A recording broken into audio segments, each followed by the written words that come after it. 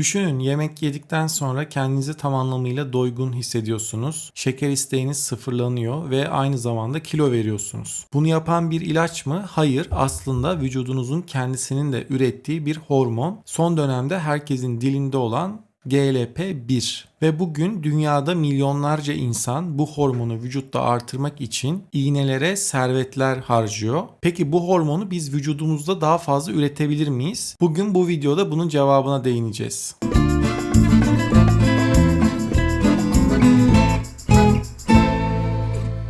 GLP-1 yani glikagon benzeri peptit 1 yemek yedikten sonra bağırsaktaki L hücreleri tarafından sentezlenir ve kana karışır. Pankreas, beyin, mide, karaciğer gibi organlarda bulunan reseptörlerine bağlanarak vücutta bir dizi görev meydana getirir. Peki ne yapar? 1. İnsülin salgılanmasını artırır. 2. Glikagonu baskılar. Böylece karaciğerin daha fazla şeker üretmesini engeller. 3. Mide boşalmasını yavaşlatır ve kan şekerinin hızlı yükselmesini engeller. 4. Beyindeki hipotalamustaki tokluk merkezini aktive eder ve böylece kişi daha çabuk doyar ve yemek yeme isteği azalır. Bunlarla da bitmiyor. Son çalışmalar GLP-1'in özellikle damar genişletici etkisi olduğu, inflamasyonu azalttığı, kolesterolü düşürdüğü ve kalp kası fonksiyonlarını da iyileştirdiğini göstermekte. Hatta Alzheimer ve Parkinson gibi hastalıklarda bile son dönemde araştırmalar yayınlanmakta. GLP-1 vücudumuzda da üretiliyor dedik. Peki o zaman niye bunu artırmak için iğneler vuruluyor bu kadar insan? Aslında vücudumuzda sentezlenen GLP-1'in yarı ömrü çok kısa. Yaklaşık 2 dakikada hemen yıkılıyor. Bunu yıkan, parçalayan da bir enzim var. DPP-4 enzimi. Bunun isminin çok bir önemi yok ama birazdan anlatacağım şeyleri anlamanız için bahsediyorum. Bu enzim çok hızlı bir şekilde vücuttaki GLP-1'i yıkıyor. İlaç dünyası da bu enzimi biz bloke edersek GLP-1 vücutta daha uzun süre kalır diye de bu enzimi bloke eden bazı ilaçlar geliştirmiş durumda. Sitagliptin, vildagliptin gibi bazı oral antidiyabetiklerin amacı bu enzimi baskılayarak GLP-1'in vücutta daha uzun süre kalmasını sağlamak. Tabi bu ilaçlar da yetmedi. Dünyayı saran bir iğne çılgınlığı başladı malumunuz. Bu iğnelerle verdiğimiz moleküller ise semaglutid, tirzepatit gibi moleküller bu GLP-1'i taklit eden ve vücutta daha uzun süre kalabilen sentetik benzerleri, cilt altına enjekte edilen ve günlük, haftalık uygulama seçenekleri olan iğneler. Yapılan klinik çalışmalarda vücut ağırlığının %15'ine kadar kilo kaybı yaratabildiği çalışmalarda gösterilmiş. Ancak bu iğneler hem çok yeni moleküller hem de yağdan kaybederken aynı zamanda kas kütlesinden de kaybetme riski söz konusu ve kas kütlemiz de bizim için çok önemli. Kas kaybı bazal metabolizmayı yavaşlatır ve ilaç bırakıldığında tekrar kilo almayı da kolaylaştırır. Dolayısıyla bu iğneler de bir araç olarak belki bir dönem dahil edilebilir ama önemli olan yaşam tarzını değiştirmek ve doğal yollarla GLP-1'i artırabilir miyiz? Buna bakmak. Tabi bunun yanında kusma, ishal, mide bulantısı, karın ağrısı gibi yan etkiler de görülebiliyor ve hızlı kilo kaybına bağlı. Hatta son dönemde bunu kullananların böyle karakteristik bir yüzü olduğu için o iğne ismini söylemeyeyim, marka geçmesin ama bla bla face diye bir kavram da, yani o iğneyi kullananların yüzünün aldığı şekille ilgili bir kavramdan da bahsediliyor. Bununla ilgili daha ileride hani bu iğneleri evet kullanıyorsak da bu kas kaybından korunmak için veya vitamin mineral eksikliklerinden korunmak için neler yapılabilir? Ayrı bir video çekeceğim. Ancak bu GLP-1'i doğal yoldan artırmanın da bazı yöntemleri bulunuyor.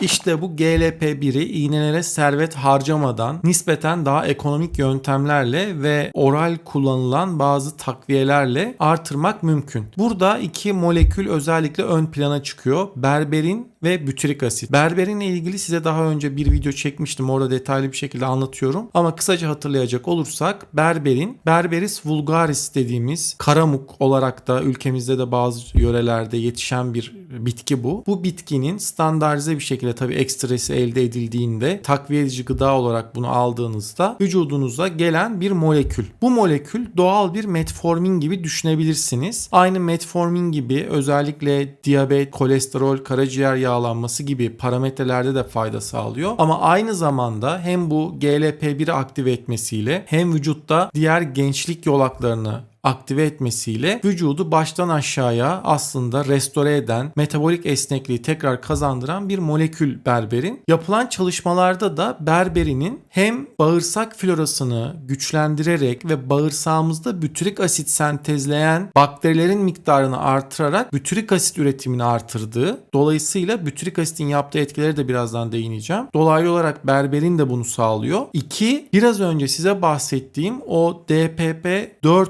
enzimini de bloke ederek, yani bir nevi diğer oral antidiyabetikler gibi bu GLP-1'i vücutta yıkan enzimi baskılayarak GLP-1'in daha uzun süre, yani sizin sentezlediğiniz GLP-1'in daha uzun süre vücutta kalmasını sağladığı gösterilmiş. Yani hem üretimi artırıyor hem yıkılmasını engelliyor ve daha uzun süre vücutta kalmasını sağlıyor. İkinci molekülümüz bütürik asit ise yine bununla ilgili bir video paylaşmıştım. Neydi? Bağırsaklarımızdaki bakterilerin sentezlediği bir son üründü. Bağırsağımızdaki probiyotik bakterilerin sentezlediği postbiyotik, yani son ürün bir moleküldü ve bağırsağımızdaki hücrelerin enerji kaynağının %70'i bütürik asitti. Dolayısıyla bu hücreler görevini doğru yapabilmesi için nedir o? Görevlerinden bir tanesi de GLP-1 sentezlemek. Diğer görevlerini de doğru yapabilmesi için veya kendini onarıp yenileyebilmesi için bütürik asite ihtiyacımız var. Dolayısıyla bütürik asit verdiğimizde bağırsak hücreleri daha fazla GLP-1 sentezleyebiliyorlar. Hatta bütürik asitle ilgili ergenlik dönemindeki obezite ile ilgili de yapılan çalışmalar var. Daha küçük yaşlardaki obezite sorunuyla bile mücadele edebiliyoruz. Bunun da sebebi GLP-1'i artırmasına dayanıyor. İşte berberin ve bütürik asit özellikle vücutta GLP-1'i doğal yollarla artıran en önemli iki molekül olarak sayılabilir. Tabi GLP-1'i yaşam tarzımızla da desteklemek mümkün. Özellikle liften zengin beslenmek örneğin GLP-1'i daha fazla artırıyor. Çünkü siz ne kadar liften zengin beslenirseniz bağırsaktaki bakterilere prebiyotik vermiş oluyorsunuz. Onlar da bu besinleri kullanıp postbiyotik sentezliyorlar. Yani yol yine nereye çıkıyor? Bütürik asite çıkıyor. Veya proteinden ve sebzeden zengin beslenmek, karbonhidrattan zengin beslenmeye göre GLP-1'i daha fazla artırıyor. Zeytinyağı, avokado gibi tekli doymamış yağ asitleri ve omega 3 yağ asitleri gibi sağlıklı yağlar GLP-1 üretimini teşvik eder. Yine yavaş yemek, düzenli egzersiz, uyku ve stres yönetimi gibi zaten yapmamız gereken şeyler de GLP-1'i destekleyen alışkanlıklar arasında sayılabilir. Sonuç olarak GLP-1 zaten vücudumuzun sentezlediği muhteşem bir hormon. Önemli olan hemen ilaçlara sarılmaktansa kendi vücut fabrikamızın bunu üretimini nasıl artırabiliriz? Yapabileceğimiz şeylerden biri bunun da yollarını araştırmak olmalı. Bu videoyu da bu anlamda farkındalık yaratmak için sizlerle paylaşmak istedim. Takviyelerle ilgili daha fazla bilgiyi tarafımca kaleme alınan Akılcı ve Bilimsel Takviye Rehberi ve Beyinden Bağırsağa isimli kitaplardan okuyabilir ve beni Instagram DR Mustafa Kalkan sayfasından da takip edebilirsiniz. Gelecek videolarda görüşmek üzere, hoşça kalın, sağlıkla kalın.